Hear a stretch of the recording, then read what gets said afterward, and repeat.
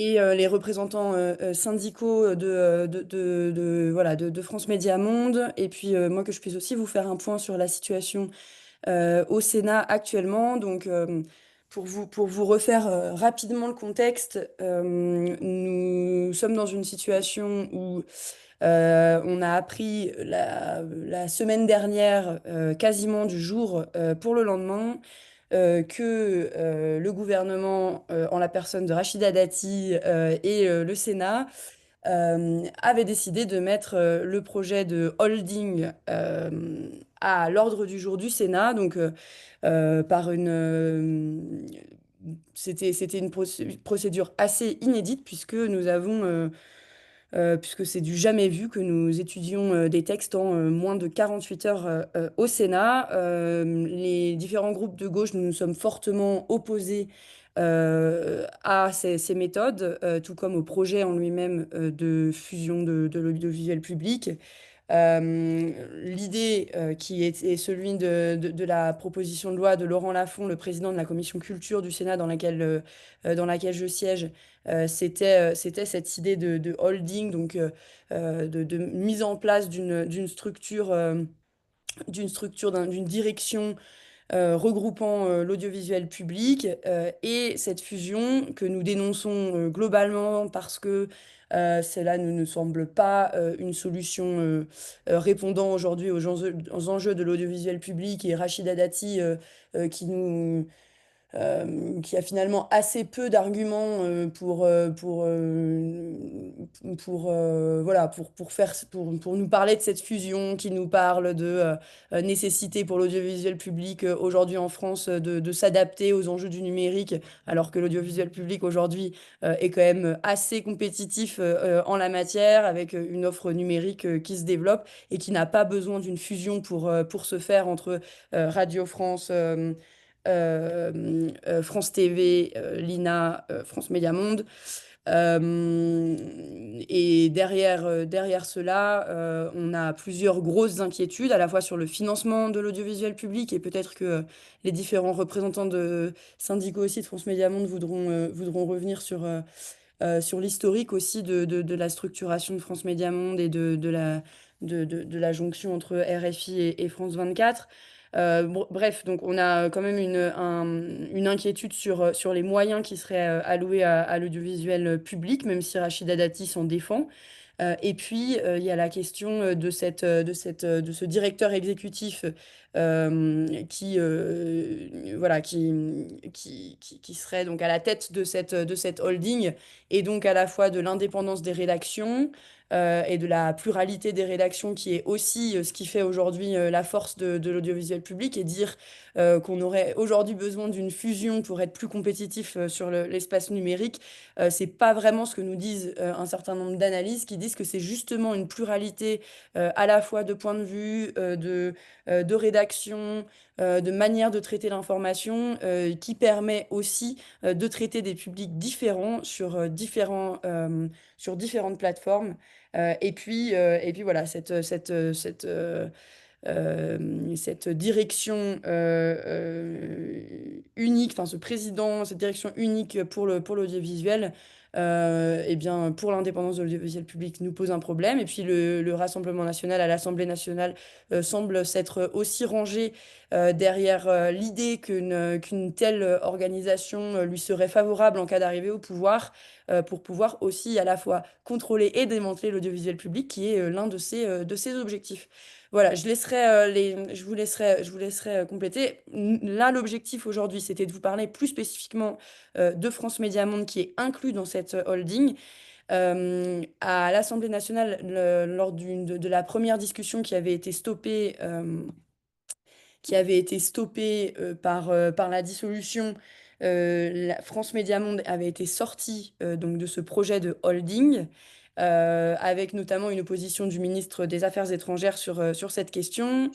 Et donc nous sommes aussi fortement opposés. On a là déposé des amendements de suppression pour que France Média Monde sorte voilà, de la holding. Euh, Et parce que ça ne nous semble... je laisserai peut-être, comme ça je ne prends pas la parole trop longtemps, et je laisserai peut-être Jean Bacca ou les représentantes syndicales parler des raisons pour lesquelles il et elle s'opposent à cette inclusion. Mais voilà, l'objectif aujourd'hui, c'est aussi de vous sensibiliser, vous, à cette problématique, puisque l'enjeu, c'est de convaincre un maximum de sénatrices et de sénateurs du bloc de la majorité sénatoriale, donc des LR et des unions centristes, pour voter nos amendements de suppression de l'intégration de France Médias Monde de cette holding qui représente pour nous un danger pour l'audiovisuel public, pour l'indépendance de ces rédactions et dans un contexte où l'objectif de l'audiovisuel public extérieur est quand même bien différent de celui en France. Les budgets aussi, en sont différents et donc cela représente pour nous un risque pour France Média Monde d'être inclus dans cette holding. Et donc au Sénat, la majorité sénatoriale, pour l'instant, était opposée au fait d'enlever France Média Monde de la holding. Euh, Alors qu'à l'Assemblée nationale, cet amendement était passé. Et donc on était assez surpris de la position aujourd'hui de la majorité sénatoriale, qui reste quand même sur une position de principe là-dessus. On le ramènera bien sûr à l'Assemblée nationale, mais si on arrivait à faire passer un tel amendement de suppression, et on a quelques signaux qui nous laissent penser que la position pourrait évoluer d'ici le passage en séance demain, euh, eh bien ce serait une victoire. Le gouvernement a aussi déposé des amendements pour sortir France Médias Monde de la holding. Et donc, juste pour vous faire un point, nous, notre objectif avec les différents groupes de gauche au Sénat, c'est de faire une obstruction face au passage de ce texte demain dans ces délais incroyables au Sénat. Nous avons déposé un grand nombre d'amendements et la séance s'arrêtera soit à 20 heures, soit dans la nuit vendredi. Et donc l'objectif pour nous est de faire durer le débat le plus longtemps possible avec un risque que le Sénat déclenche un vote bloqué sur le texte dans l'objectif de le faire absolument passer et donc ne permettre pas l'étude de tous nos amendements. Mais donc on sera fortement mobilisé en séance jeudi et vendredi. Je n'y serai malheureusement pas présente parce que je suis actuellement à Quito et je serai à Lima à partir de cet après-midi. Et donc malheureusement, je ne peux pas être en séance voilà, demain et après-demain. Mais on a voilà, notre groupe écologiste qui sera fortement mobilisé et on a préparé voilà, beaucoup d'éléments pour que les collègues qui suivent de moins près le sujet puissent aussi nous aider à faire durer un maximum ce débat, avec pour objectif que le texte, s'il n'est pas terminé dans l'étude d'ici demain, eh bien, soit renvoyé à la rentrée, ce qui nous permettrait aussi, et c'est l'un des enjeux et l'une des problématiques que le texte passe aussi rapidement, eh bien, de continuer à nous mobiliser, voilà, à faire entendre la voix des différentes personnes qui s'opposent à ce projet de holding. Parce que le fait de faire passer dans les deux chambres du Parlement des textes de cette manière, c'est aussi un moyen de museler l'opposition, ou en tout cas de ne pas laisser à l'opposition le temps de s'organiser pour développer ses argumentaires et développer sa stratégie, même si on a passé de très nombreuses heures et nuits ces derniers jours à préparer un maximum voilà, de prise de parole. Je m'arrête là dans un premier temps. Je laisse la parole à Jean Bacca et merci encore à toutes et à tous. Nous, on prendra l'idée, c'est d'avoir un premier temps voilà, de présentation et puis qu'on puisse ensuite voilà, échanger, discuter sur un temps d'à peu près 1 heure jusqu'à 14 heures heure de Paris. Ouais, merci beaucoup Mathilde. D'abord, merci à toi pour l'organisation de ce webinaire qui est à l'initiative de ton équipe. C'est vraiment utile qu'on puisse parler de ça avec les représentants élus des Français de l'étranger. Moi, je suis Jean-Baptiste Domelevo-Anfemner. Comme vous le savez, je suis élu en Afrique de l'Est, conseiller des Français de l'étranger, et puis élu à l'Assemblée des Français de l'étranger. pour l'Afrique centrale, australe et orientale. Et au titre de mon élection à l'Assemblée des Français de l'étranger, je représente aussi les Français de l'étranger au conseil d'administration de France Média Monde. C'est un conseil d'administration où nous sommes 15 et où il y a 5 personnes indépendantes nommées par l'ARCOM, dont une qui nécessairement, par la loi, doit représenter l'Assemblée des Français de l'étranger, et j'ai l'honneur d'être cette personne. Je côtoie donc à son conseil d'administration Claire Moreuil, qui est ici présente, qui représente les personnels de France Média Monde, l'une des deux représentantes des personnels de France Média Monde au sein du conseil d'administration. Et puis aussi, on a la chance aujourd'hui d'avoir avec nous Soraya Morvan-Smith, qui bosse à France 24 et qui est aussi secrétaire générale adjointe du SNJ-CGT, l'un des syndicats les plus importants des journalistes en France. Alors, juste, je veux vous faire un petit point pour présenter les enjeux, présenter un peu plus en détail France Média Monde. France Média Monde, vous savez que c'est une entreprise qui est une entreprise unique regroupant des chaînes télé et des chaînes radio depuis 2008, le début de la fusion. Donc, on a Radio France Internationale qui publie des contenus radio, des contenus audio, puisque c'est non seulement de la radio en broadcast, mais aussi beaucoup d'éléments qui sont accessibles sur Internet. On a France 24, qui est en fait un regroupement de 4 chaînes, puisqu'il y a France 24 français, France 24 anglais, arabe et espagnol. Euh, donc ça, ce sont des chaînes de télévision.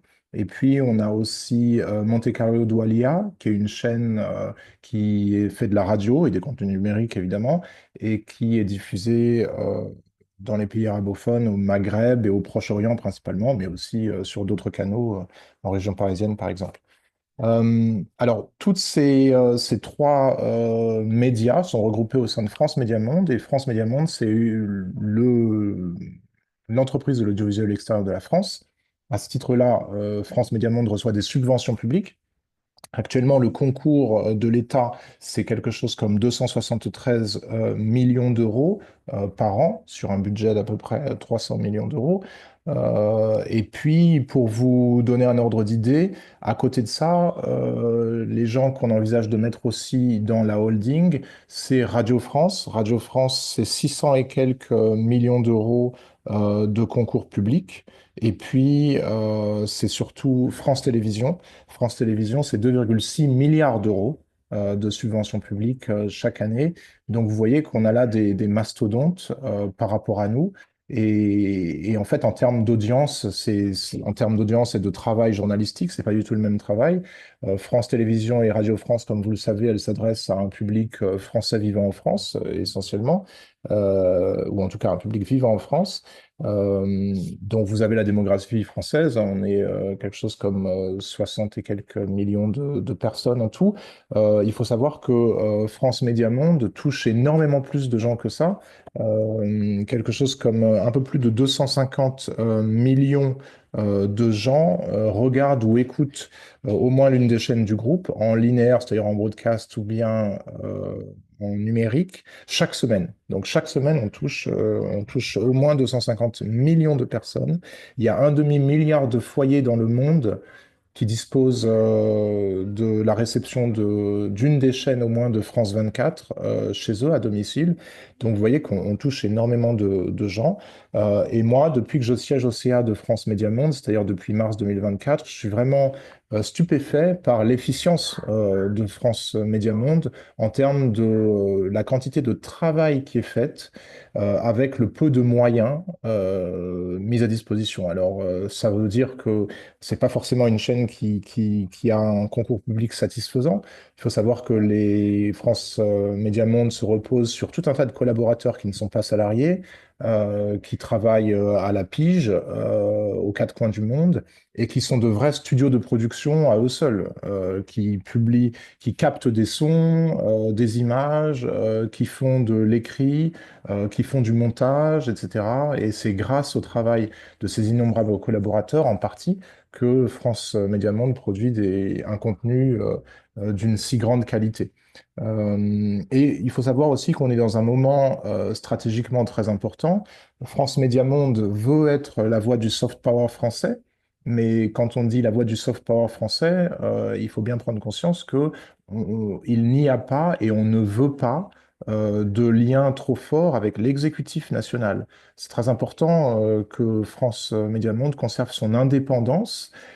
Jusqu'ici, c'était fait, jusqu'à il y a peu de temps, par l'intermédiaire de la redevance télé.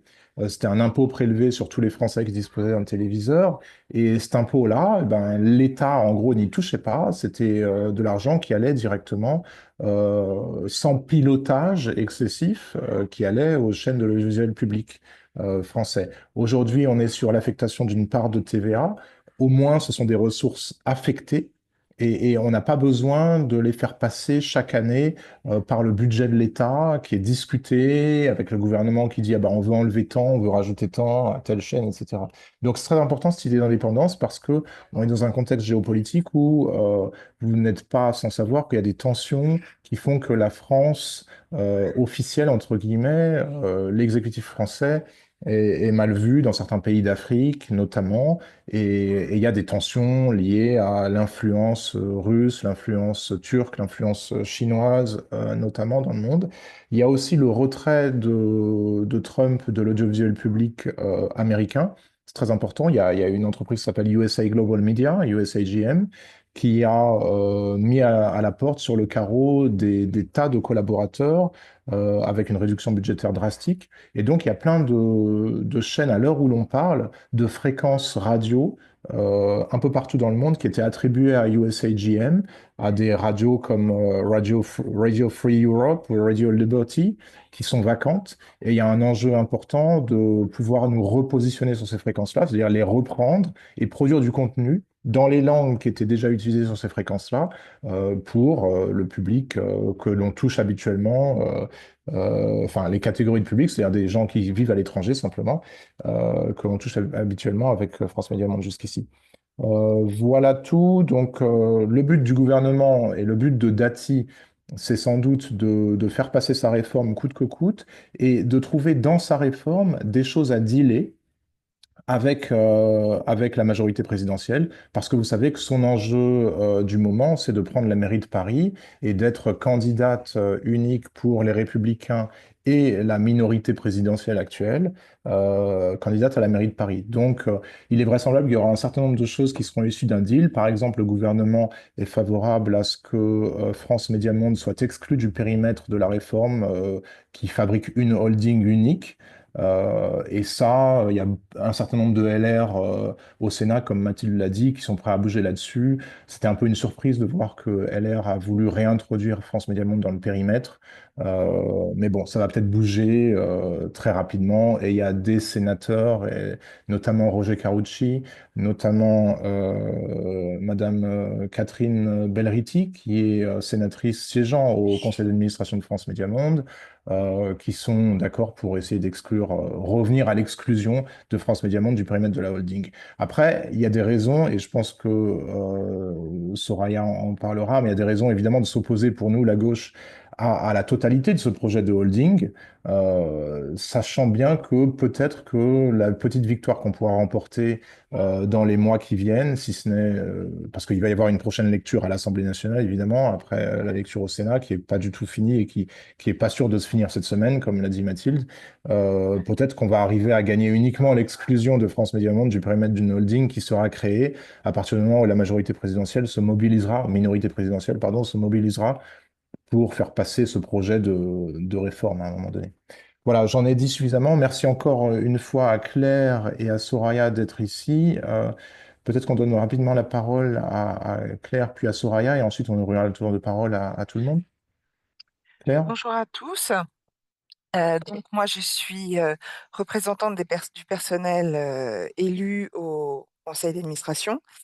Alors, je suis dans mon bureau dans l'open space, donc c'est un peu compliqué pour moi de parler. Mais voilà, je travaille à la distribution de France Média Monde. Donc, tout ce que tu as dit, Jean Bacca, est tout à fait exact sur les chiffres de notre distribution. J'ajouterais qu'on est aussi présent dans les hôtels, dans certains, peut-être que certains d'entre vous a eu déjà l'occasion de voir des écrans France 24 disposés dans les instituts français, les alliances françaises, un peu partout dans le monde. Nous sommes également aussi dans des entreprises françaises basées à l'étranger, type Renault-Nissan en Inde, etc. Donc on a vraiment France Média Monde, c'est vraiment de l'information à l'international, contrairement à France Télévisions, comme tu l'as dit, France Télévisions ou même Radio France, qui eux ont vocation à faire de l'information, mais pas que, plutôt enfin, aussi beaucoup de distractions, de divertissement sur le territoire français. Le territoire français assez large, hein. On entend par territoire français, bien évidemment aussi les DOM-TOM.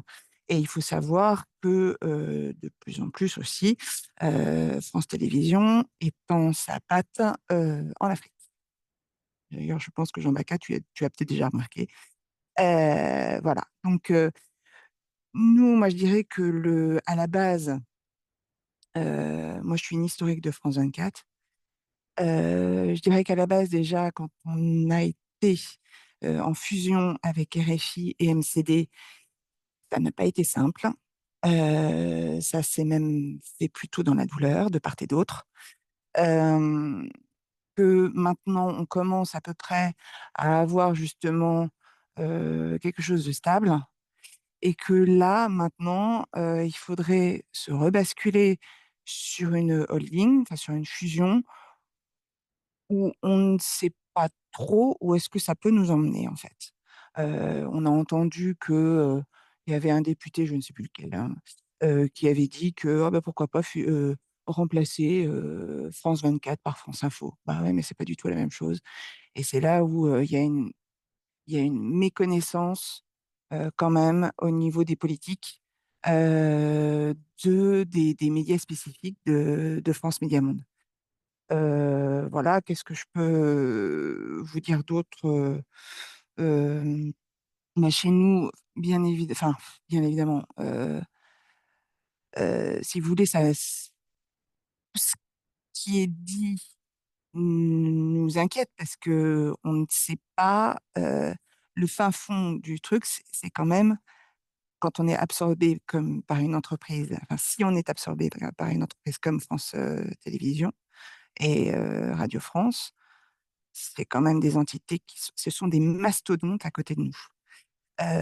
Et donc on se dit que, bah, bien évidemment, qu'en adviendra-t-il de notre indépendance, de nos 2 médias, de nos 3 médias? Donc tout ça, bien évidemment, ça nous fait peur et on ne sait pas du tout, ce qu'il en est. Voilà. Enfin, à l'heure actuelle, moi, je ne pense sincèrement, je ne pense pas que ça va se faire. Mais vu que, à chaque fois, on nous remet dans le projet de holding, après on nous retire, après on nous remet, on nous retire. Donc c'est un peu, c'est très confus et je ne sau pour l'instant, moi moi je me dis que ça va pas se faire, mais on ne sait jamais. Voilà. Donc je sais pas ce que tu en penses toi, Soraya? Oui, bien sûr que je rejoins, cette analyse. Je voulais quand même, d'abord, vous remercier pour l'organisation de cet échange. Je pense que c'est précieux et à un moment, très important, hein, comme l'a dit, Mathilde, de précipitation. On voit bien qu'il y a un acharnement, sur la mise en œuvre, d'une réforme, qui ne se distingue pas par sa vision, stratégique, c'est le moins qu'on puisse dire. Avec, voilà, on pousse des parlementaires, précipitation, acharnement, enfin,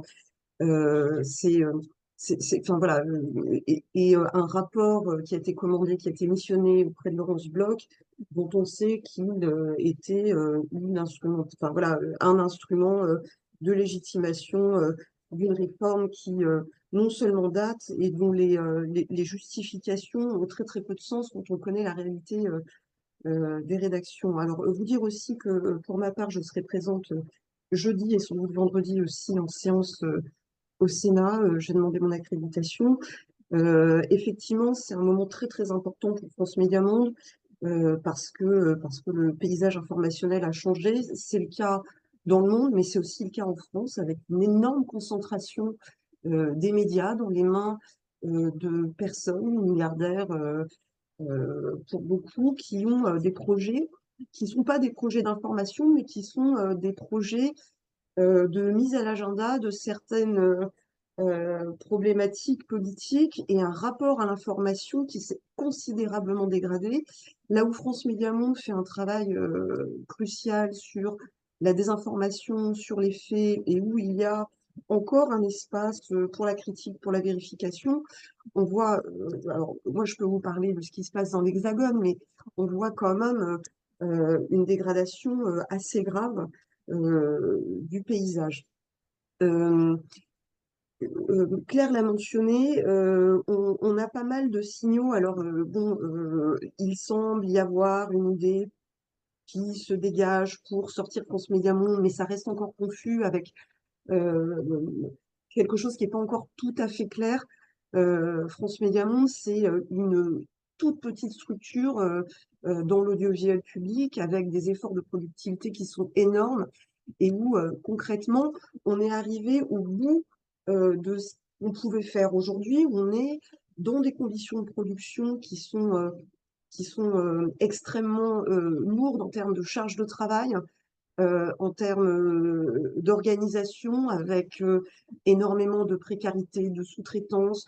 On repose sur un contenu original qui fait l'essence de ce qui est précieux pour France Média Monde, qui est le travail des correspondants, que l'on force à avoir des rapports contractuels avec France Média Monde, c'est pas rien. D'abord, c'est contraire au statut des journalistes, mais ce sont des journalistes qui, pour beaucoup, travaillent dans des conditions de revenus qui sont proches du seuil de pauvreté, on ne va pas se le cacher, même si certains bureaux sont un peu plus importants, qui n'ont pas de couverture sociale, qui n'ont pas de retraite, qui sont traités voilà, dans des rapports très verticaux et qui sont pas très bien traités. Donc c'est quand même un risque. Donc pour revenir sur cette façon dont France Média Monde fonctionne, on a eu cette fusion entre RFI et France 24 en janvier 2012. Le rapport coût-bénéfice, il n'est pas très bon parce que, et c'est un peu l'essence aussi de ce projet de réforme, il y a l'idée qui est sous-tendue, même si le rapporteur à l'Assemblée, M. Patrier-Lécu, qui siège également au conseil d'administration de France Média Monde, s'en défend, il y a une vision qui est en fait comptable et qui est habillée par tout un tas de justifications. La réalité, c'est que quand on fait de la radio et qu'on nourrit une antenne pour la radio et qu'on fait un travail à plein temps avec des horaires à rallonge, on ne va pas refaire un plein temps à la fin de sa journée pour faire une antenne télé. Ça, c'est pas vrai, ça ne fonctionne pas. Euh, on l'a vu avec la fusion RFI France 24, il y a eu un rapprochement. À l'époque, on avait calculé des frais de déménagement sur une vingtaine de millions d'euros. Au final, ça en a coûté pas loin de 50 millions juste pour déplacer des gens, les sortir de la maison de la radio, créer des studios dans un espèce d'open space qui s'y prêtait pas. Donc évidemment, ça coûte une fortune. Et cette idée que les gens de radio vont coopérer avec les gens de la télé, forcément qu'il y a des liaisons sur la coordination des invités, mais ça, c'est rien. Et puis, une holding ne change pas ça. Mais en réalité, on ne fait pas de la radio et de la télé en même temps. On peut produire sur le numérique, sur du multi-support, ça existe, mais ce qu'on fera ne sera jamais d'une qualité digne d'une diffusion, ce qu'on appelle broadcast, c'est-à-dire pour la FM, pour la chaîne de télévision, pour le rattrapage, etc. Là où sur des sites ou sur des réseaux sociaux, on a des produits d'une autre qualité, mais c'est sûr que quand on n'a pas un grand écran, eh ben, on ne se rend pas forcément compte. Donc, c'est hyper important d'être conscient de ça. Voilà, donc un projet stratégique absent et puis des risques qui sont au-delà de France Média Monde, comme Jean Bacquet le signalait. Là, ce qu'on a vu ces dernières années, c'est que on a forcé des coopérations avec cette idée que finalement, il faudrait travailler ensemble, ce qui pourrait paraître une bonne idée sur le papier, mais en réalité, quand on connaît les réalités opérationnelles des conditions de production de l'information et des contenus, en fait, c'est pas tout à fait compatible. Et s'il faut créer toute une strate de gens qui vont parler pour savoir que à tel endroit on va traiter de tel sujet, à tel endroit on va traiter de tel sujet, en fait, c'est une déperdition d'énergie, puisque de toute façon, il faudra traiter les deux médias, quoi qu'il arrive. Donc, le fait qu'il y ait une équipe de télé qui travaille sur tel sujet, une équipe de télé qui travaille sur tel autre sujet, les coordonnées, euh, oui, mais pourquoi faire? Si c'est pour être d'accord sur le fait que de toute façon il en faudra deux, c'est pas ultra utile. Euh, et donc, c'est un peu la même logique qu'on voit appliquée à France Télévisions et à Radio France. Ça se traduit notamment dans la proximité. Depuis quelques années, on voit qu'il y a eu un recul à Euroconstant du financement accordé aux médias de service public en général. Euh, et donc, ce qui s'est passé, c'est que on a fait, par exemple, dans les locales de Radio France et France Télé, des rapprochements. Sauf qu'en fait, comme on ne fait pas de la radio plus de la télé, qu'on ne fait pas 2 journées dans une journée, on a remplacé des produits radio par des produits télé et des produits télé par des produits radio. Dans les locales de Radio France, par exemple, on a filmé la matinale. Sauf que filmer quelqu'un à son micro, ça ne fait pas de la bonne télé. On a aussi mis en image, avec des moyens qui sont très très limités, des sujets de radio, par exemple. Alors, on a eu des aberrations totales parce que faire de l'édition, illustrer, faire du montage, bah, ça aussi, ça prend du temps. Donc, on a eu des sujets, je ne sais plus, sur des moutons qui étaient illustrés par des vaches laitières, ou alors c'était le contraire. Parce qu'en fait, il faut du temps pour faire ce travail-là. Et donc, c'est encore une fois une aberration. Et puis, ouais, enfin, il y a vraiment quelque chose aussi d'inquiétant dans ces questions. Alors, effectivement, il y a une présidence exécutive qui risque de prendre beaucoup de place, et notamment dans la répartition des budgets entre les différentes structures qui sont projetées. Il y a aussi un éclatement du nombre de structures, parce que là, pour le moment, on a 4 structures que sont l'INA, France Média Monde, France Télé et Radio France. Là, on crée une superstructure, on crée une structure de proximité, on crée une structure numérique, et en fait, on multiplie les structures plutôt que de simplifier ce qui semblait être au départ l'idée de pouvoir travailler ensemble. Donc, voilà, ça c'est quand même un souci. Et puis, l'autre question, c'est la direction de l'info unique.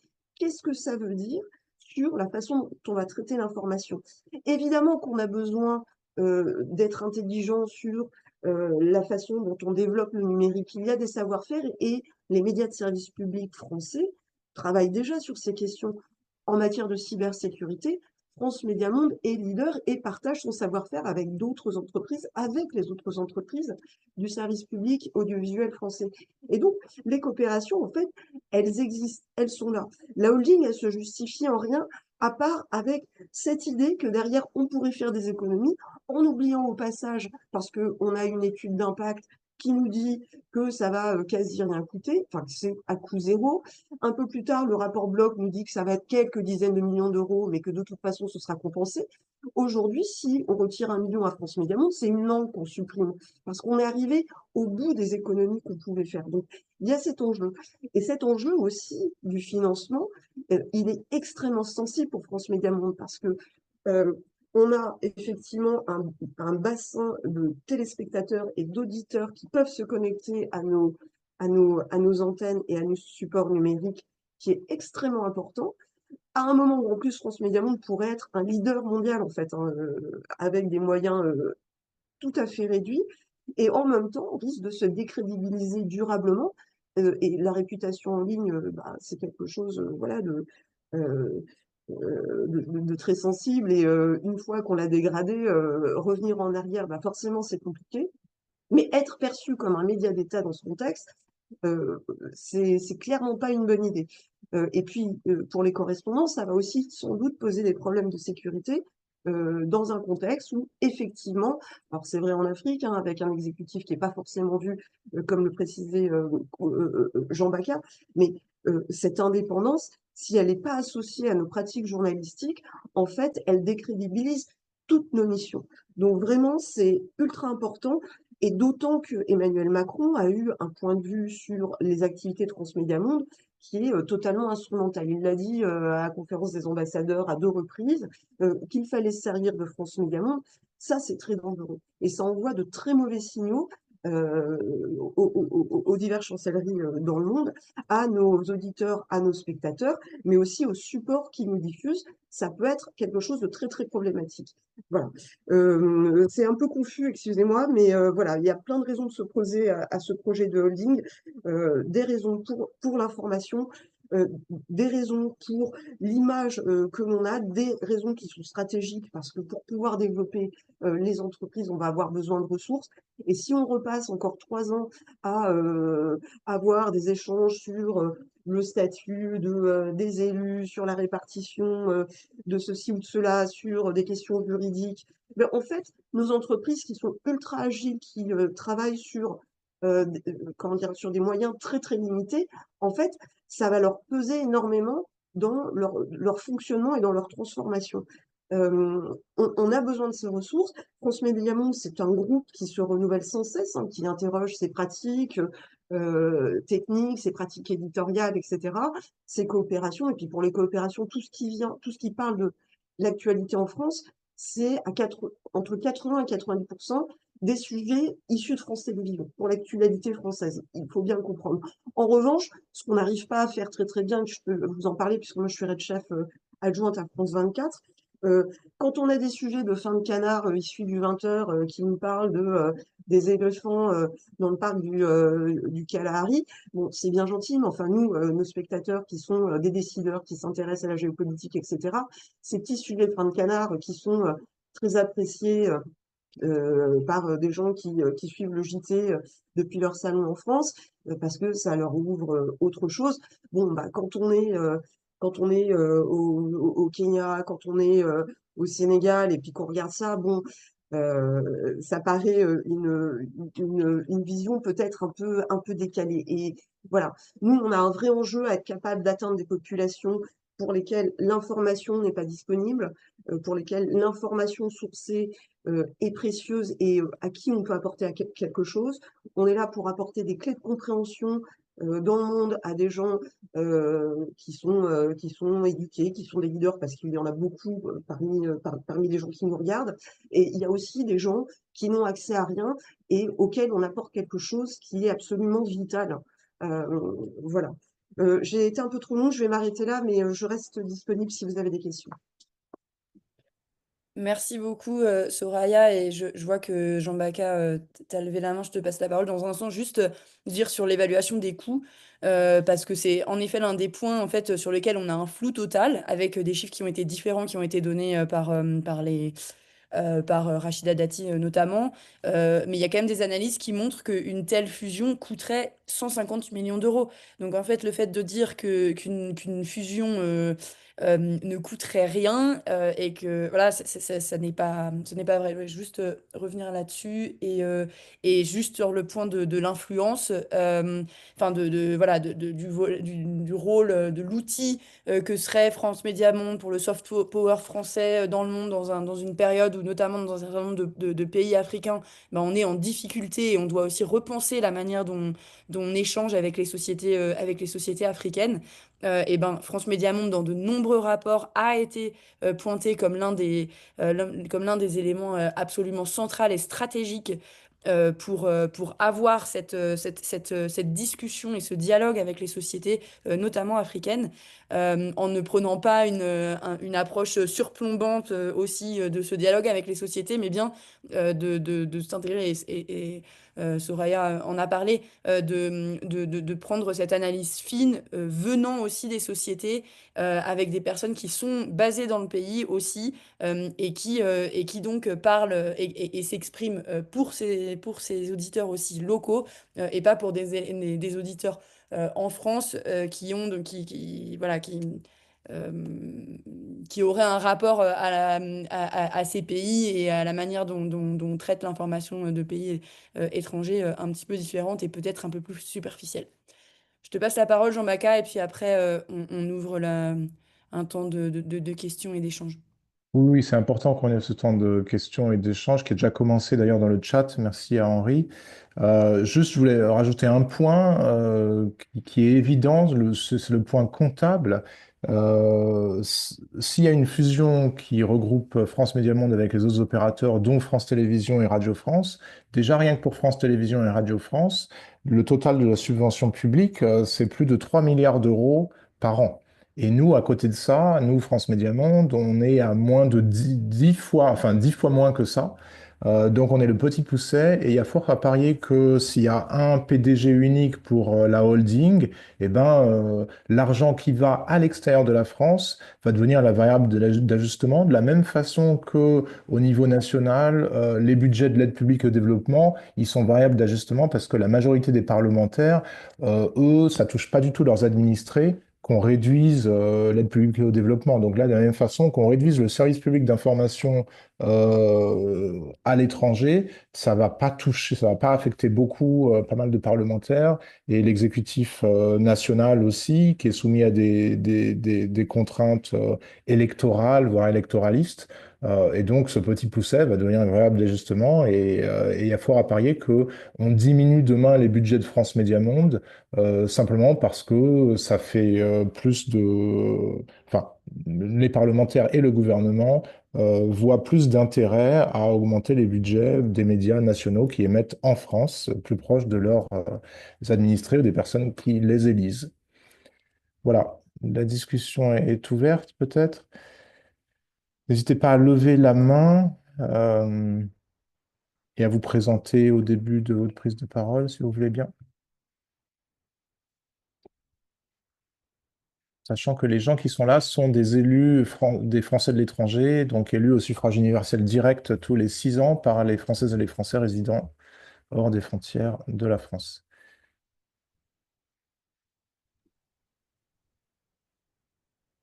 Et sur différents continents. En attendant que quelqu'un se... Ah, ça y est, Franck veut prendre la Tu parole. es mute, ton micro est coupé, Franck. Alors attendez, attends, je vais te... Voilà.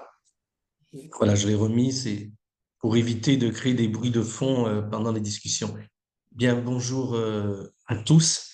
Moi, je suis pas un spécialiste de l'audiovisuel, hein, donc c'est l'une des raisons pour lesquelles j'ai participé à cet échange qui constitue une excellente initiative et je vous en remercie.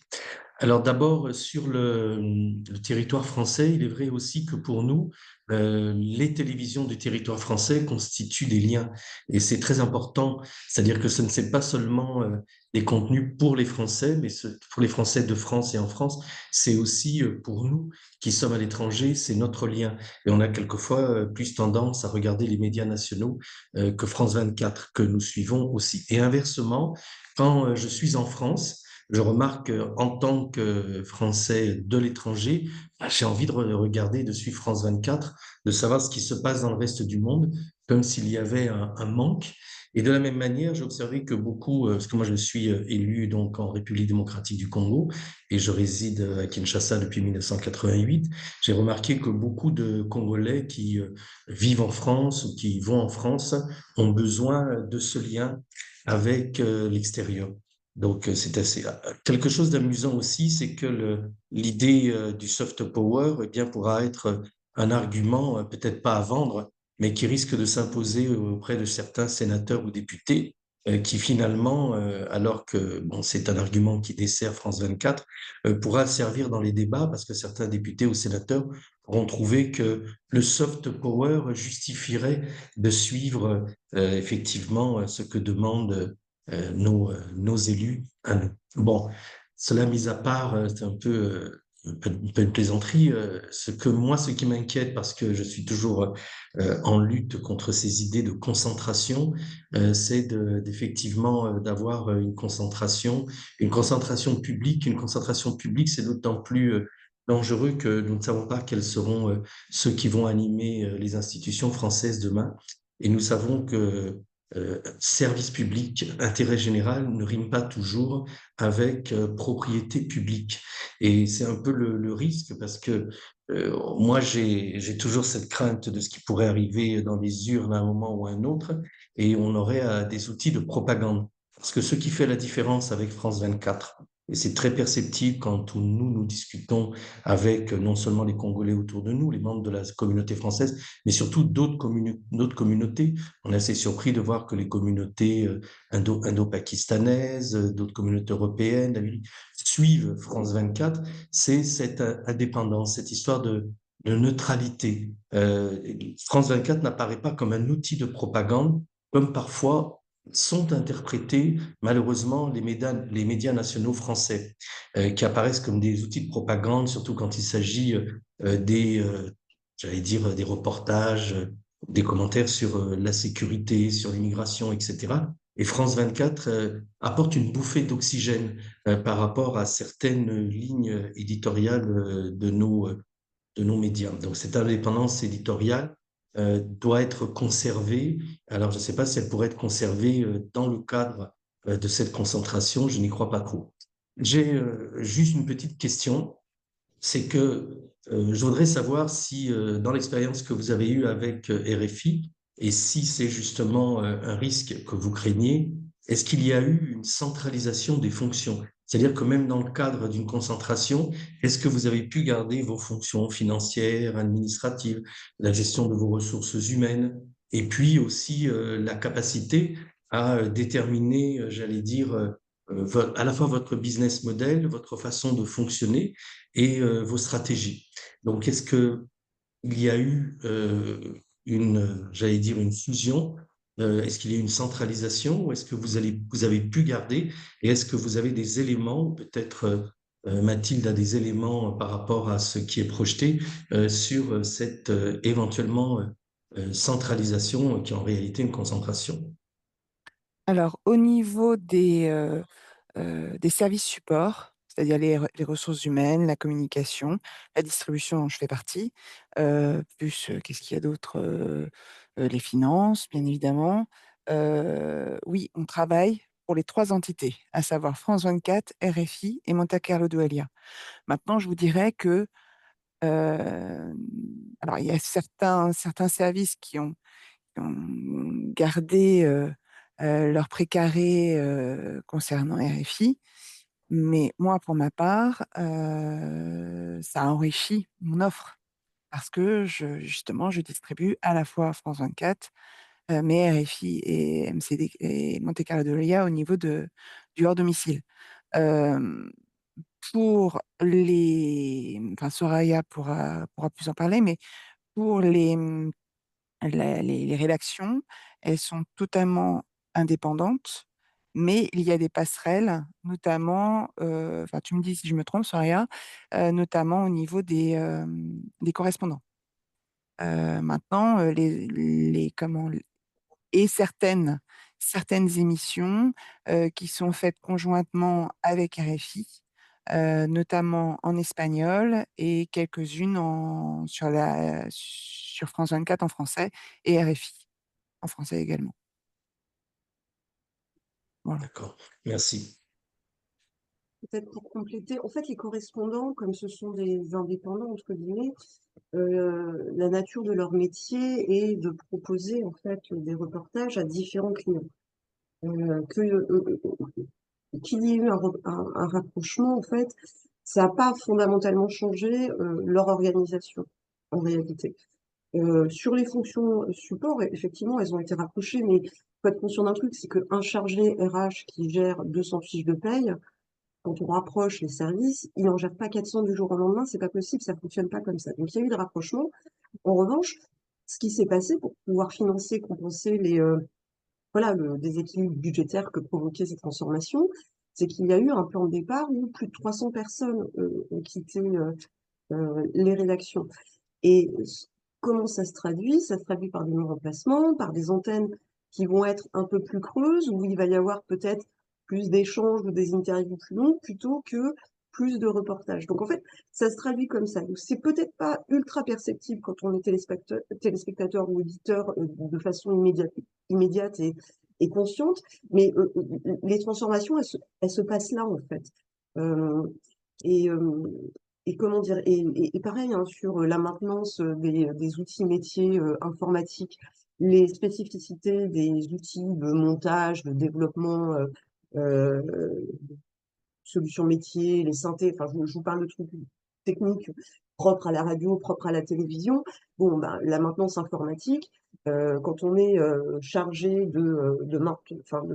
d'assurer la maintenance de tel parc, on le double pas, et on le double pas en plus avec une compétence qui n'a rien à voir. Ça, c'est une chose. En revanche, ce qu'on voit effectivement, c'est ces mécanismes de permutation. Plutôt que de coopération, on a des antennes.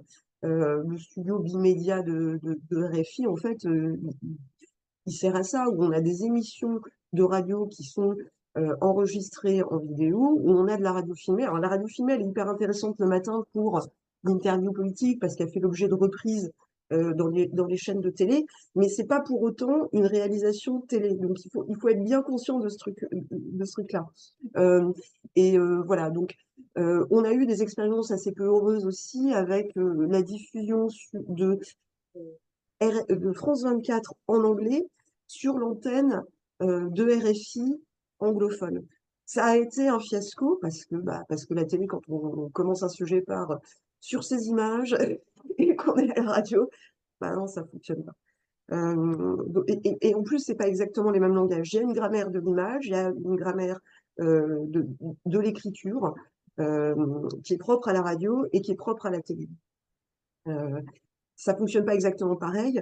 Et les effets de ça, c'est-à-dire quand on écrit radio et qu'on diffuse à la télé, c'est un média un peu passif en quelque sorte, parce que on la regarde et on est porté par des codes d'écriture, texte et visuel, qui permettent de rentrer dans le sujet et de pas forcément faire trop d'efforts. Et quand le langage n'est pas adapté à cette diffusion, ce que ça provoque, c'est un décrochage. Et qu'est-ce qu'on fait quand on décroche un peu? Bah, le réflexe, ça va être de zapper. Donc, voilà. Je ne sais pas si ça répond à votre question. Je reviens juste sur la radio filmée. Maintenant, Soraya, toutes les radios, quand tu regardes les radios, elles ont toutes on a toutes, elles ont toute la possibilité justement de regarder le flux en direct et filmé. Et en fait, ça ne remplace absolument pas la télévision. C'est juste un côté un peu plus convivial de voir les journalistes euh, en action et c'est beaucoup plus, je dirais, oui, enfin, c'est une façon plus simple de les voir en action, alors qu'à la télé, c'est beaucoup plus cadré, c'est beaucoup plus strict. On a un cadre, enfin, c'est très cadré. Alors que c'est- je ne pense pas que les téléspectateurs remplacent leur télévision par la radio filmée. C'est juste une histoire de voir en effet quelques interviews, mais il n'y a pas du tout de concurrence, je pense, à avoir entre la radio filmée et la télévision.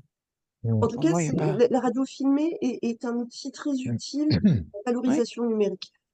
Exactement Mais ce que j'allais dire. ça fait pas de la qualité broadcast télévisée. non, non, Ouais. non. Et c'est juste. Et pour moi, c'est un plus pour l'auditeur, en fait. Mais c'est pas du Ouais. Oui, tout. la Ça stratégie n'a pas, ça n'a pas d'hyperdistribution. office de remplacer la télévision. Pas du tout. Il faut Oui, savoir Jean-Maca. juste que de plus en plus, on produit des contenus numériques. Le numérique prend une place très importante, ce qui fait qu'on ne réfléchit plus comme il y a 30 ans dans l'idée, bah, est-ce que ça va être pour la radio ou est-ce que ça va être pour la télé? Et la télé, c'était uniquement du linéaire, c'est-à-dire les gens, ils la captaient depuis chez eux en live.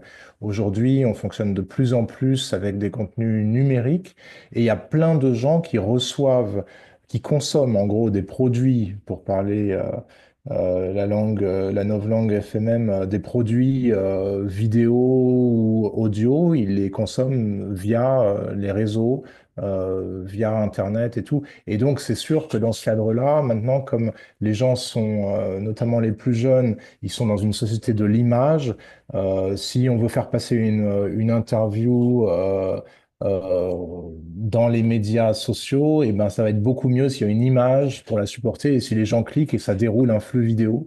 Et ça va être consommé beaucoup plus facilement par toute une catégorie de public. Voilà.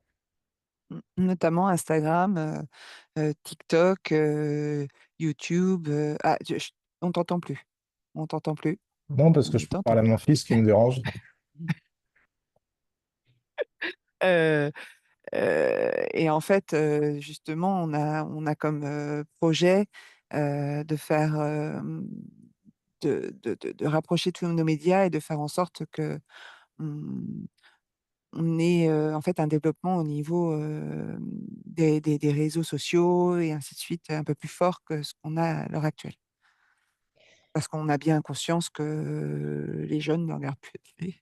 Et donc, si on veut toucher justement les plus jeunes, il faut aussi être sur ces environnements, numériques autres, que juste le site internet ou, les applications. Nos applications, nos environnements propres. Juste revenir sur l'une des questions qui m'était un peu adressée, Franck, sur enfin, comment on peut percevoir le risque aussi de cette direction, de cette fusion pour l'indépendance des rédactions. Et je l'ai dit un petit peu en début dans mon propos introductif. Nous, on est très inquiets. On est très inquiets du texte en lui-même, mais en fait aussi des propos qui nous sont tenus par un certain nombre de membres de celles et ceux qui soutiennent ce texte. C'est-à-dire qu'en fait, euh, on est dans un contexte où si vous lisez le compte rendu de la dernière commission de la culture du Sénat la semaine dernière, un certain nombre de représentants de la droite sénatoriale ont clairement indiqué que de toute façon, les médias, l'audiovisuel public français était à la botte de la gauche et que de toute façon, c'était des médias qui étaient partisans et que ça posait un problème, enfin, ça leur posait clairement un problème. Donc, à partir du moment où celles et ceux qui défendent cette réforme tiennent des propos de ce type et ne sont pas, enfin, plutôt que de défendre l'information et comme un bien public, comme un service public de l'information qui est ce que nous portons aujourd'hui. Et puis, je sais plus si c'est c'est Soraya ou Claire qui mentionnait aussi le paysage audiovisuel public français qui globalement ben, est aussi sclérosé par une concentration très importante sur le volet privé. Ben voilà, on a pour nous un certain nombre d'inquiétudes par ce projet de fusion et avec cette direction exécutive qui aura quand même aussi un rôle important dans la manière dont les différentes ensuite entités traiteront l'information et seront orientées d'un point de vue stratégique. Et juste un tout petit point, parce on n'en a pas parlé, je pense que beaucoup de Françaises et Français sont aussi attachés à l'INA qui a développé un programme très intéressant ces dernières années de traitement à la fois de l'information, de traitement aussi journalistique de toutes ces archives voilà, et qui réalise un travail très important. Et en fait, la question de l'INA dans cette fusion, elle est peu évoquée par Rachida Dati. On ne sait pas vraiment ce qu'elle veut en faire. Et c'est aussi pour nous une vraie problématique parce que ces archives, elles sont aussi dans le contexte politique actuel importantes pour pouvoir regarder vers le passé en anticipant pour nous projeter dans l'avenir. Donc, c'est aussi une des questions qui est importante parce que l'INA pourrait devenir une sorte de seulement, enfin, l'une des peurs, ce serait que ce serait plus une sorte de prestataire de service pour l'archivage des différentes autres, autres entités. Et alors que en fait, l'INA a aussi un travail journalistique qui est fourni, qui est très important de traitement de cette information et qu'il faut aussi absolument conserver. Voilà, je voulais juste faire cette petite incise. Et sinon, je laisse la parole à Jean Bacca. Est-ce que quelqu'un veut encore prendre la parole dans celles et ceux qui se sont connectés? Euh, Est-ce que vous voulez réagir en direct? Est-ce que vous avez des questions? N'hésitez pas non plus. L'idée, c'était vraiment de pouvoir vous faire aussi un point un petit peu voilà, pédagogique aussi sur les enjeux autour de cette réforme et de France Média Monde. Donc, n'hésitez pas si quelque chose n'est pas clair pour vous non plus. Vas-y, Jean Maca. Ah, il y a Hélène qui a levé la main. Oui, il y a Frédéric aussi qui a posé une question dans le chat. Vas-y, Hélène. Oui, bon, bonjour à tous, merci. En fait, ce qui m'a surpris quand même, tout au début de ta présentation, Mathilde, c'est que tu as dit que ce projet, euh, il avait été donc annoncé au Sénat et qu'il n'avait pas été présenté au préalable dans les temps. Est-ce que ça, c'est possible? Parce que ce n'est pas une mesure d'urgence. Alors là, je voudrais tu m'éclaires un petit peu, si c'est possible. Et puis après, j'ai encore une autre question, si tu veux répondre tout de suite. Oui, alors on a regardé si d'un point de vue constitutionnel, on pouvait s'opposer au passage du texte en étant aussi réduit, ce qui n'était pas possible.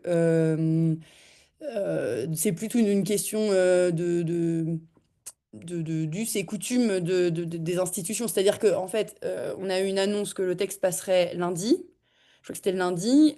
Pour lundi ou mardi, on a eu une commission qui s'est réunie en urgence donc le jeudi.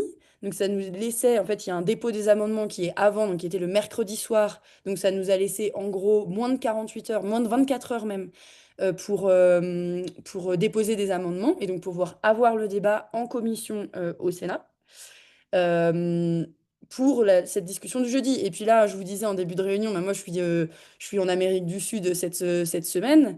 Bah, en fait, c'est aussi une problématique pour les parlementaires qui s'organisent aussi et qui organisent des agendas qui sont quand même assez complexes et où on organise aussi notre agenda en fonction des textes qui sont mis à l'ordre du jour du Parlement.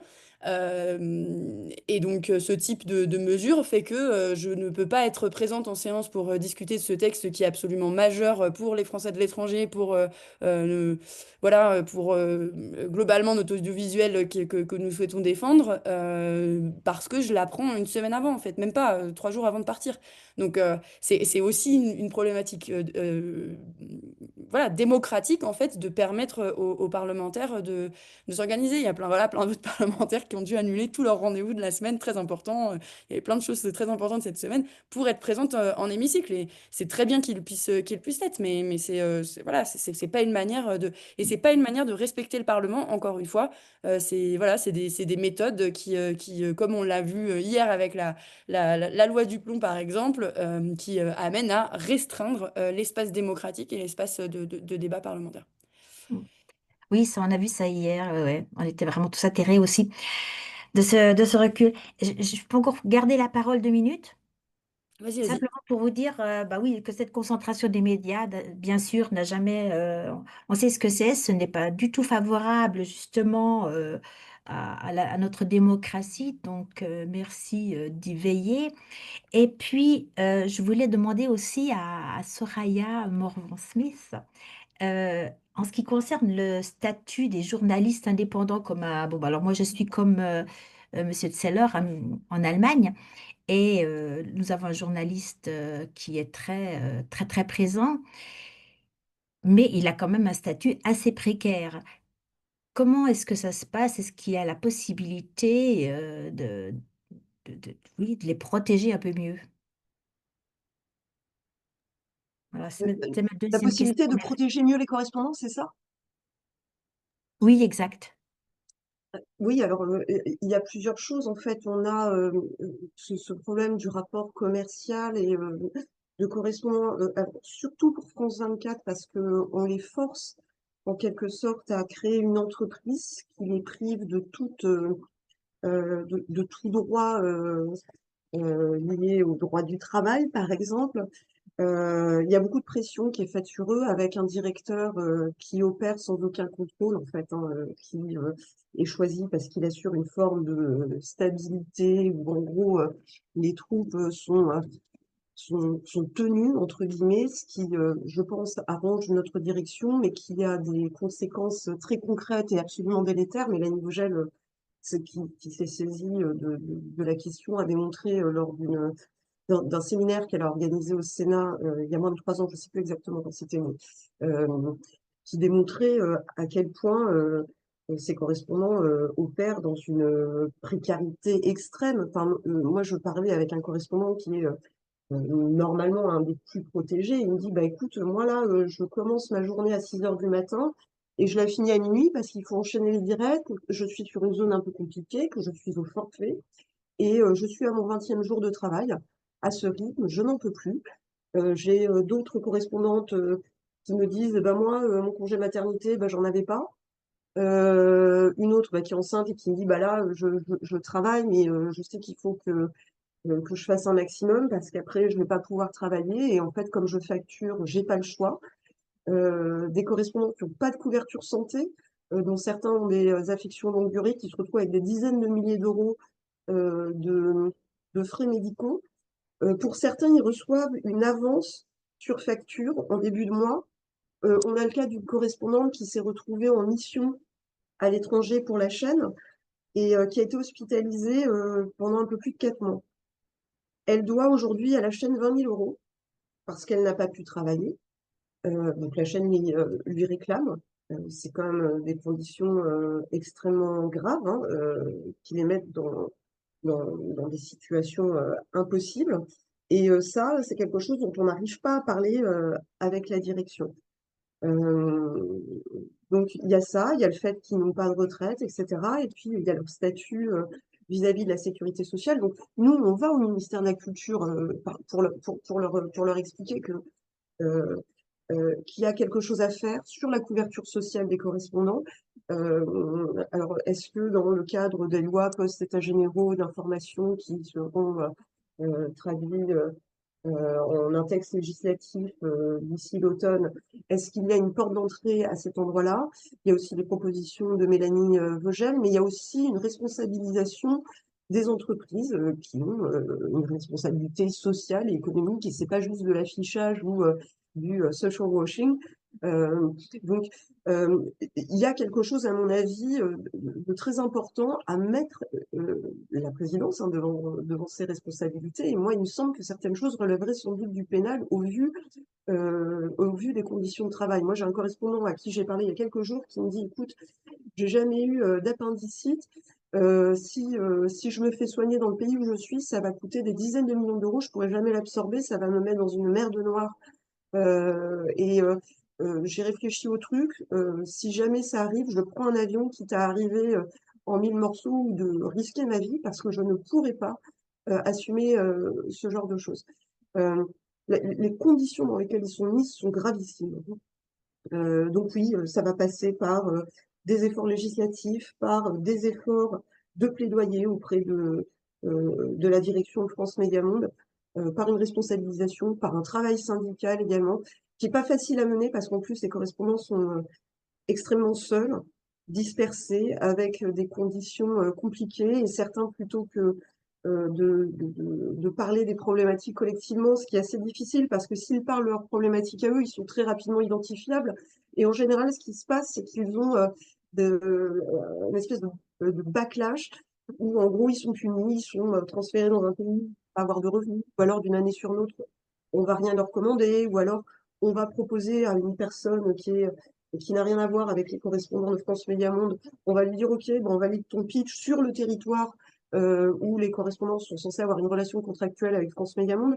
Donc, c'est vraiment pas simple d'avancer sur ces questions, d'autant que tout est fait aussi pour les diviser, et où certains se disent que quand il y a une modalité de survie professionnelle, en fait, il vaut mieux faire le dos rond et ne pas faire de vagues. Mais je pense que c'est quelque chose d'absolument explosif et je ne vois pas ça éclater à un moment donné. Mhm. Merci beaucoup. Oui, ça c'est vrai, c'est les statuts des travailleurs indépendants qui ne peuvent pas non plus se rassembler quelque part et puis en plus ça éparpillé par tout le monde. Il n'y a pas de syndicat, il n'y a rien du tout. Oui.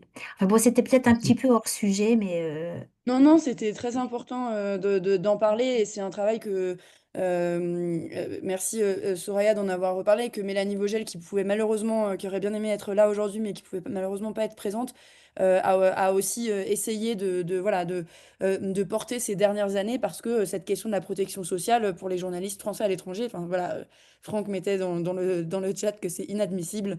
Et ben on est, voilà, on est bien d'accord qu'on ne peut pas, pour des missions en plus qui sont aussi enfin, en fait, peu importe l'émission qu'on fait, en fait, c'est inadmissible d'avoir des conditions de travail de ce type. Et d'autant plus lorsque ce sont des entreprises publiques, le service public qui met ses agents dans des conditions de ce type. C'est vraiment inadmissible. Je voulais juste réagir un instant au point de Frédéric dans le chat qui parlait de la situation en Allemagne. L'un des arguments qui nous a été opposé, je pense on va terminer très bientôt. Je laisse la parole peut-être à Jean Bacca pour conclure. Je crois que tu voulais encore ajouter quelque chose. L'un des arguments qui nous a aussi été opposé, c'était celui de dire oui, mais la plupart des pays européens aujourd'hui, ils ont un audiovisuel complet. Voilà, la BBC, BBC avec BBC World, c'est une grosse structure. Voilà, et donc on a besoin aujourd'hui que l'audiovisuel public français il soit sur ce type de modèle. Et en fait, moi, ce que j'avais envie de répondre à nos collègues, c'est que je veux bien, mais regardons ce que font un certain nombre de pays qui sont particulièrement sensibles à ces questions parce qu'ils ont eu des régimes. Voilà, des régimes, ils ont connu le fascisme, je pense à l'Allemagne, à l'Autriche, qui ont des audiovisuels publics qui sont encore bien séparés entre télé, radio, voilà, avec une pluralité de chaînes, et ce qui sont absolument voilà, dans ces pays majeurs et défendus. Et regardons vers celles et ceux qui sont mieux-disants en la matière. Et puis nous comparer à des audiovisuels publics très différents. La BBC, elle est sur une structuration qui est très différente et elle est elle aussi en difficulté avec des budgets qui sont très compliqués pour la BBC aussi en Angleterre. Une dépendance aussi d'un point de vue budgétaire. On parlait de la redevance, je ne reviens pas sur la question du financement de l'audiovisuel public, mais de la BBC, c'est aussi très compliqué. Donc voilà, l'idée, c'est pas de se comparer avec des pays qui font peut-être moins bien sur leur indépendance, mais bien avec celles et ceux qui portent ces valeurs avec force aussi dans l'Union européenne. Donc voilà, c'était juste je voulais, mon petit ajout. Et je te laisse la parole, Jean Bacca, peut-être pour conclure cet échange. Merci beaucoup, Mathilde. Je voulais ajouter tout à l'heure que plutôt que de parler de soft power français, il faut parler du fait que France Média Monde défend un audiovisuel libre, indépendant, de qualité, une presse libre, indépendante et de qualité, c'est-à-dire qui produit des informations vérifiées et non pas des fake news. Ça, c'est très important. On n'a pas parlé du fait qu'en dehors de RFI, France 24 et MCD, qui sont des chaînes de radio et de télé, France Média Monde contient aussi CFI, qui est une filiale une filiale de formation et de développement des médias dans le monde. Et à ce titre-là, France Média Monde, via CFI, du coup, propose des stages à des journalistes étrangers, met à disposition des moyens de production aussi. Il faut savoir que je vous rejoins là ici depuis Brașov, en Roumanie, et à Bucarest, on a un gros hub où France Média Monde accueille des journalistes ukrainiens qui sont là pour produire des contenus en ukrainien à destination d'Ukrainiennes et d'Ukrainiens qui vivent partout dans le monde. Et ça, évidemment, ça a été une des premières choses que RFI Roumanie a faites après son déménagement récent et au début du conflit avec l'invasion de la Russie, par la Russie, pardon. Eh ben, on héberge des journalistes qui étaient dans des conditions de précarité insoutenables en Ukraine au début du conflit et on fait en sorte qu'il y ait une presse, encore une fois, libre et indépendante. Ça, c'est un des axes majeurs de France Média Monde. On fait de l'information et pas du divertissement et on fait de l'information libre et de qualité. Et donc, c'est ça qu'on incarne et c'est ça qui demande plus de moyens encore que ce que nous avons aujourd'hui. Soraya a très bien fait de rappeler que l'efficience dont je parlais, le fait qu'on arrive à faire autant avec si peu de moyens à France Média Monde, c'est malheureusement lié au fait qu'il y a tout un tas de gens qui sont précarisés euh, de manière assez sérieuse. Les correspondants qui sont, comme je le disais au début, des studios de production à eux tout seuls et à elles toutes seules. C'est un one-man show où il y a une personne qui fait du captage, du montage, de la production, etc. C'est assez impressionnant et on ne peut pas aller plus loin dans la diminution des coûts à France Média Monde. Et alors, juste pour lui faire un peu de pub, mais Hélène, tu disais, il n'y a pas de syndicat. Si, il y a quand même des syndicats qui s'intéressent à la question des travailleurs indépendants dans le journalisme français, et c'est en particulier le SNJ-CGT, dont Soraya est secrétaire générale adjointe. Le SNJ-CGT a fait beaucoup pour populariser la lutte contre cette réforme de l'audiovisuel public, avec notamment une soirée à la Bourse du Travail plus tôt dans l'année. Il y a eu pas mal d'actions qui ont été faites et le SNJ-CGT notamment est à l'écoute de tous ces personnels précarisés qui ne sont pas des salariés de France Média Monde, mais qui sont sous contrat de production très précaire avec France Média Monde. Voilà, voilà. Et CFI envoie des contenus aux chaînes de l'étranger, rappelle Franck. Oui, merci Franck. Merci à toutes et à tous. On va peut-être clore ce webinaire. Merci infiniment à toi encore une fois, Mathilde, pour l'organisation de ce webinaire, pour tes combats multiples au Sénat, et notamment celui-ci contre la réforme de l'audiovisuel public en une holding unique. Euh, voilà. Bonne suite en Amérique latine pour ce qui te concerne et à bientôt. Merci à toutes et à tous.